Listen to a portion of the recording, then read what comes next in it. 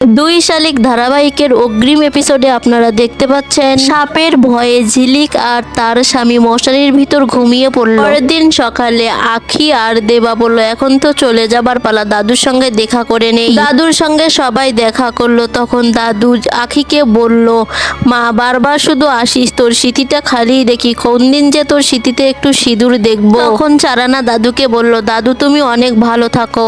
আখি পুরোহিতকে 10,000 টাকা দিল আর বলল এটা আপনি রাখেন। তখন পুরোহিত খুশি হয়ে বলল, তুমি অনেক ভালো মনের মানুষ মা, তুমি ভালো থেকো। তোমার মতো মানুষ যদি এই পৃথিবীতে অনেক থাকতো তাহলে হয়তো বা আমাদের আর দুঃখ কষ্ট থাকতো না। ওখান থেকে যাওয়ার পথে নন্দদুলাল আখিকে আশ্রমে দেখে নিল আর বলল, এই মেয়েটা আশ্রমে কি করতেছে। অন্যদিকে ঝিলিক আর তার স্বামী মুখোমুখি হয়ে ঘুমিয়েছে। এটা দেখে তার মামি শাশুড়ি অনেক হাসলো আর ডাকলো আখি। তারপর তারা ঘুম থেকে লাফিয়ে উঠলো আর বলল, কি হয়েছে মামি। তখন তার মামি শাশুড়ি বলল, কি হয়েছে সেটা তো তোমরাই জানো। তারপর আখির মামি শাশুড়ি আখিকে বলল, তুমি চান করে আসো, পূজায় বসতে হবে। তোমার শাশুড়ি ফোন করেছিল, বলল যে তোমাকে ইতো পুজো করাতে।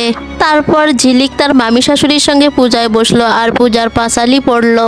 অন্যদিকে কমলা মাসি ঝিলিকের মাকে জিজ্ঞেস করলো, ঝিলিক কোথায়। তখন সে উত্তরে কিছু বলল না। তখন ঝিলিকের বাবা বলল, কেন, দেবার সঙ্গে গেছে ও চারানার দাদুকে দেখার জন্য। একথা শুনে কমলা মাসি ঝিলিকের মায়ের সাথে ঝগড়া করলো আর বলল, মেয়েকে লেলিয়ে দিয়েছো আমার ছেলের পিছনে। অন্যদিকে দেবা আখিকে বলল, কমলা মাসি যদি জানতে পারে তুই আমার সঙ্গে এসেছিস তাহলে যুদ্ধ বেঁধে দেবে। তখন আখি বলল, এজন্যই আমি আসতে চাইনি। বন্ধুরা, এর পরের পর্ব দেখার জন্য আমাদের চ্যানেলটিকে সাবস্ক্রাইব করে আমাদের চ্যানেলের পাশে থাকুন।